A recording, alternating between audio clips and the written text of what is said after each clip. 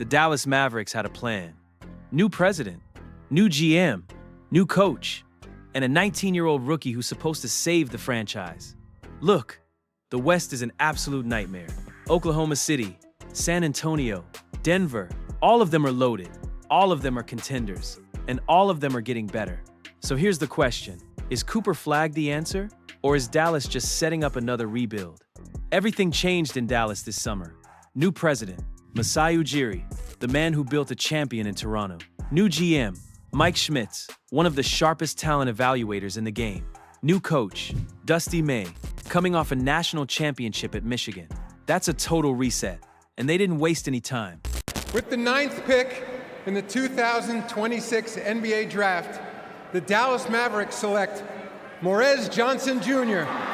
from the University of Michigan. They drafted Morez Johnson Jr. 9th overall out of Michigan, a 6'9" forward with a defensive pedigree, compared to a young Bam Adebayo. They traded for Santi Aldama, a 7-foot Spaniard who can stretch the floor. And they made it clear, Cooper Flagg is the guy. Ujiri also made one thing crystal clear. This decision is on me. He told reporters the organization wants clarity in where we're going. And that means building around two names, Cooper Flagg and Kyrie Irving. That's the plan. Here's what Flagg did as a rookie. 21 points, 6.7 rebounds, 4.5 assists, 1.2 steals, 0.9 blocks in 70 games. He became the third rookie in 45 years to average at least 20 points, 6 rebounds, and 4 assists. Joining Michael Jordan and Luka Doncic, he led the Mavericks in total points, rebounds, assists, and steals. The only other rookie to do that? Michael Jordan. And the scoring numbers are ridiculous.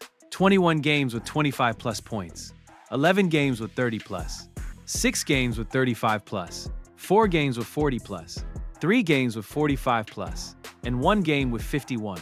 At 19 years old, he became the youngest player in NBA history to score 50 points in a game. 2 nights later, he dropped 45 on the Lakers, 96 points in 2 games. The only other rookie to do that? Wilt Chamberlain. But here's the part people overlook. Hall of Famer Nancy Lieberman put it best. His defense separates him. He averages 1.1 steals and nearly a block a game. His defensive plus-minus is 0.4. Compare that to Con Newpel, his Rookie of the Year rival, who sits at minus 0.3. Flagg impacts the game even when he's not scoring. As Derek Harper said, he went through a slump when he wasn't scoring well, but he still had an impact on the game. And when you do that, that's greatness. But here's the thing. The West is full of young stars. Victor Wembanyama is already anchoring a championship-level defense in San Antonio. Chet Holmgren is a two-way force in OKC. Amen Thompson is turning into a star in Houston. Flagg has to compete with all of them, and he has to do it on a team that won 26 games. I like Flagg, I really do. But let's be honest, he shot 29.5% from 3. He averaged 2.3 turnovers a game. Those are red flags, and in the Western Conference, you can't hide those weaknesses. But Dallas has a secret weapon. Kyrie Irving is back. According to Shams Charania, he's fully recovered from the ACL tear that sidelined him for the entire 2025 to 2026 season. He's been talking with Dusty May, Masai Ujiri, and Mike Schmitz all summer. He's all in. Before I let you get on out of here, what's the status of Kyrie Irving? I'm interested. I mean, we didn't see him last year after obviously he messed up his knee, but the brother's spectacular, and Cooper Flagg is special. And they've got a new coach in Dallas and whatever. What's the status of a Kyrie Irving right now? Have you seen him? Have you heard from him? What do you know? Yeah, I mean, my understanding is Kyrie Irving, his rehab has gone amazing.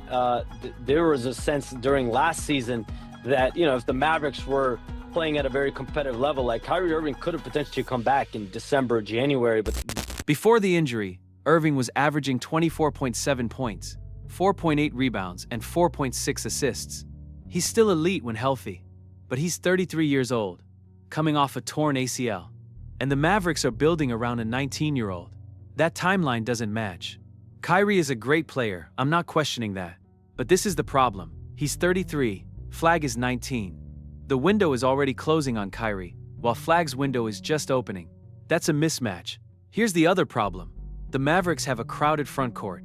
They have 16 players under contract, one more than the regular season limit. Someone has to go. And the most likely candidate? PJ Washington.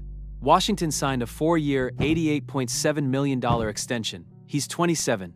He can defend, he can shoot, but he played a career-low 56 games last season.